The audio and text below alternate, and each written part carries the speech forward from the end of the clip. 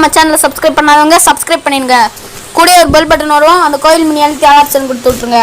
அப்போ தான் நம்ம போடுற ஒவ்வொரு வீடியோ உங்களுக்கு நோட்டிஃபிகேஷன்ல வந்து. கவிமகன் யூடியூப் சேனல் உறவுகளுக்கு என்னுடைய அன்பான வணக்கம். ராமாய ராமபத்ராய ராமச்சந்திராய வேதசே ரகுநாதாய நாதாய சீதாயாம் பதயே நமோ நமः.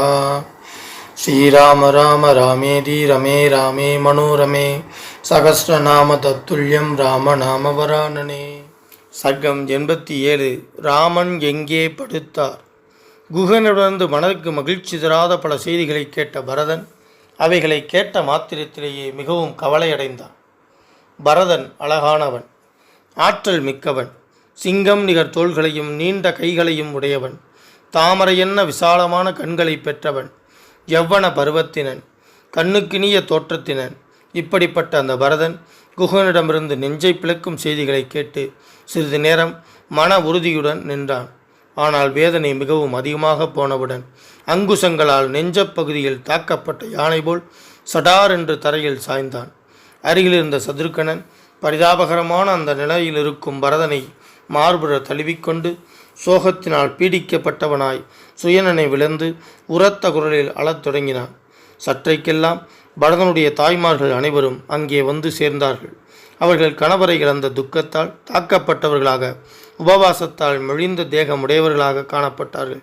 அவர்கள் எல்லோரும் தரையில் விழுந்து கிடக்கும் அவனை அழுதவாறே சூழ்ந்து கொண்டார்கள்.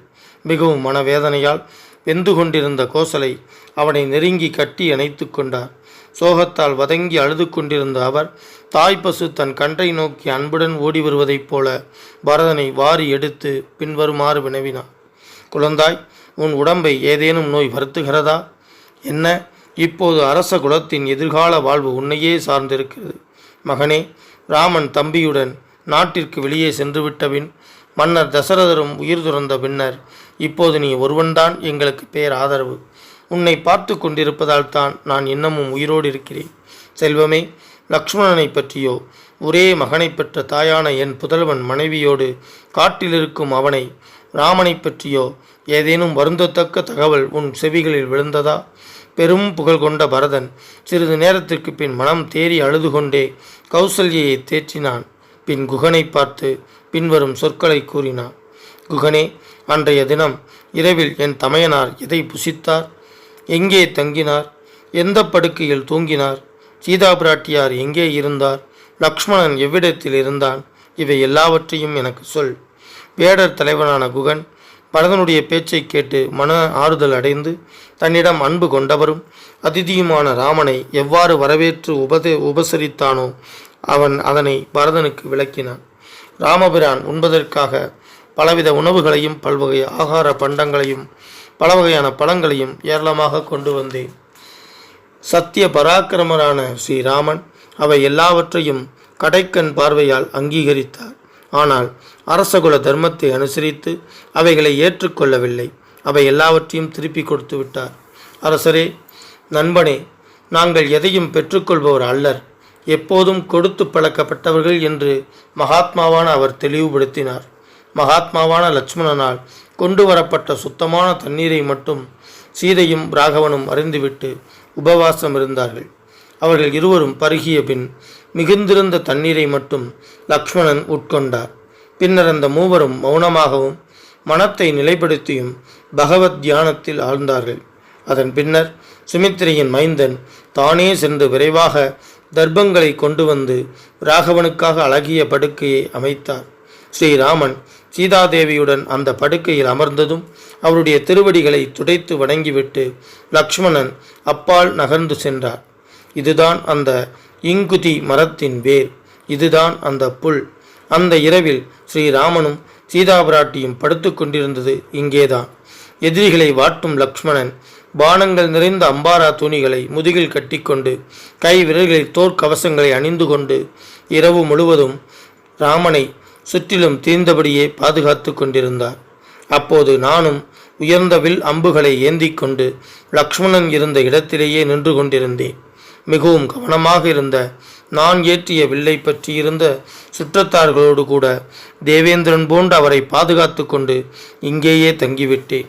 ஸ்ரீமத் வால்மீகி ராமாயணம் அயோத்தியா காண்டத்தில் 87வது சர்க்கம் முற்றிற்று. வான்முகில் வளாது பெய்க மலை வளம் சுரக்க மன்னன் கோன்முறை அரசு செய்க குறைவில்லாதுயிர்கள் வாழ்க நான் மறை அறங்கள் ஓங்க நற்றவம் வேள்வி மல்க மேன்மைகொள் சைவநீதி விளங்குக உலகமெல்லாம்.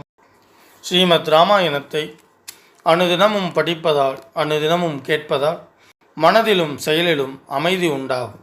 இப்பூவுலக வாழ்வில் நிறைவு உண்டாகும். 7 தலைமுறைக்கும் மங்களம் உண்டாகும். ஸ்ரீமத் ராமாயணத்தை அனுதினமும் ஸ்ரத்தா பக்தியோடு இடைவிடாது சிந்திப்பவர்கள் பூரண சுகம் உடையவராக நோயற்ற தேகத்தோடு நன்மையையே அனுபவிப்பர். இறைவனின் அருளால் சிறு துன்பங்கள் கூட இல்லாமல் இன்பமுடையவராக வாழ்வர். மேலும் ஆயுள் விருத்தி அடைவார்கள். தன லாபம் பெறுவார்கள். பிரிந்த குடும்பம் பிரிந்த உறவுகள் ஒன்று சேரும். அவர்கள் இல்லங்களில் சுப காரியங்கள் நிகழும். அவர்கள் இல்லத்தில் தானிய விருத்தி அடையும். பில்லி சூன்யம் வேரோடு அழியும். தீரா கடன் தீரும். உறவுகள் பலப்படும். புதிய புதிய முயற்சிகளில் வெற்றி பெறுவர். எடுத்த காரியங்களெல்லாம் ஜெயம் உண்டாகும்.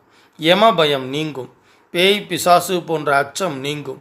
அசுர சக்திகள் துஷ்ட சக்திகள் உங்கள் பார்வையில் நாசமாகும். எதிரிகள் மற்றும் பகைவர்கள் தெரித்து ஓடுவார்கள். எங்கெல்லாம் இராமாயண சப்தம் ஒலிக்கின்றதோ எங்கெல்லாம் ஸ்ரீமத் ராமாயண சப்தம் ஒலிக்கின்றதோ அங்கெல்லாம் மேகங்கள் உரிய காலத்தில் மழையை பொழியும். பூமி அதிக விளைச்சல் கண்டு செழித்து வளரும். பஞ்சம் பட்டினி இல்லாமல் இவ்வுலகம் செழிக்கும். மக்களுக்கு நலம் பெருகும். இம்மண்ணை ஆளும் அரசர்கள் அறவழியில் ஆட்சி நடத்துவார்கள். அதர்மமாய் ஆட்சி நடத்தினால் புகழை இழப்பார்கள். எக்காலத்திலும் பிராணிகளுக்கும் கற்றறிந்தவர்களுக்கும் நன்மையே உண்டாகும். கெட்டவர்கள் அனைவரும் நல்லவர்கள் ஆவார்கள். நல்ல உள்ளம் படைத்த பெரியோர்களும் சான்றோர்களும் அமைதியையும் ஆனந்தத்தையும் பெறுவார்கள். மனம் உருகி வேண்டுவதும் அவர்களுக்கு வேண்டியதும் கிடைக்கும். சுபகாரியம் நிகழும். மக்கட்பேறு அடைவர். வம்பு வழக்குகளில் பிரம்மாண்டமான வெற்றி கிட்டும். வாழ்வின் நிறைவில் பேரின்ப பேரளிக்கும் மோட்சம் கிட்டும்.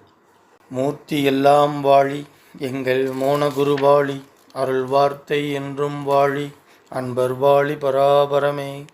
ஓம் சாந்தி சாந்தி சாந்தி. ஹரி ஓம். பாரதி சொன்ன மாதிரி 8 திக்குகளிலும் இந்த தமிழை கொண்டு சேர்க்க வேண்டும் அப்படின்னா நீங்க சப்ஸ்கிரைப் பண்ணணும், லைக் பண்ணணும், கமெண்ட்ஸ் பண்ணணும். நன்றி, வணக்கம். இதுவரைக்கும் நம்ம சேனலை சப்ஸ்கிரைப் பண்ணாதவங்க சப்ஸ்கிரைப் பண்ணிடுங்க. கூடவே ஒரு பெல் பட்டன் வரும், அந்த கோயில் மணி அழுத்தி ஆல் ஆப்ஷன் கொடுத்து விட்ருங்க. அப்போ தான் நம்ம போடுற ஒவ்வொரு வீடியோ உங்களுக்கு நோட்டிஃபிகேஷனில் வந்துடும்.